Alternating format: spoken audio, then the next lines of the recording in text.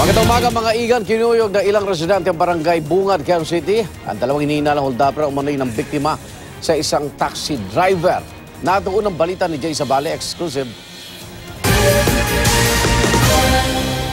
Sa kuha ng CCTV ng barangay Bungad, Quezon City, makikitang nagtatakbuhan ng mga kalalakihan palabas ng Judge Jimenez Street. Kaya ang mga taga-barangay na alarma at agad rumisponde.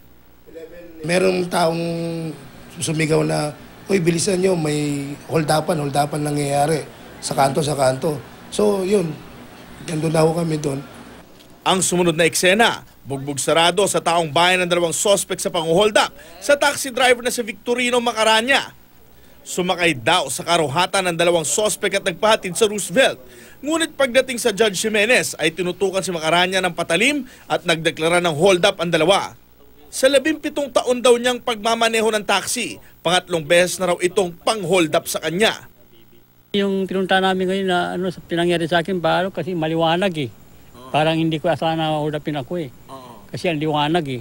Agad daw niyang binigay ang 2,000 na kita, pati na rin ang wallet niya na may lamang 200 piso. Matapos ang pagbigay ng pera ay nagpahatid daw muli ang mga sospek sa Valenzuela, pero di pa man nakalayo. Taon na may nakita kong van na kasalubong ko, isalubong ko yung taxi ko ngayon.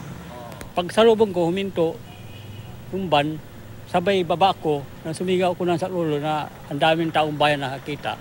May mga tambay sa lugar na siyang tumulong sa kanya. Si Manong, tulungan nyo naman. Kasi hinold up siya. Sabi ko, andun yung dalawang hold upper, nagtatatakbo na. Tapos maya-maya ho, umarurot na ho sila papunta doon. Yung mga bayabas boys po. Nakadetain ngayon sa QCPD Station 2 ang mga sospek na sina Ian Dominic Alonzo at Charles Jed Lopez. Patawad po sa pagkaamali ko. Ano? Patawad sa pagkaamali ko.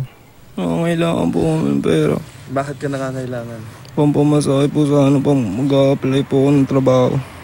Nakuha sa dalawa ang patalim at pera pero bawas na. Ayon sa kanila, habang binubugbog daw sila, may dumudukot na raw ng pera. Ito ang unang balita sa Quezon City. Jay Sabale, reporting.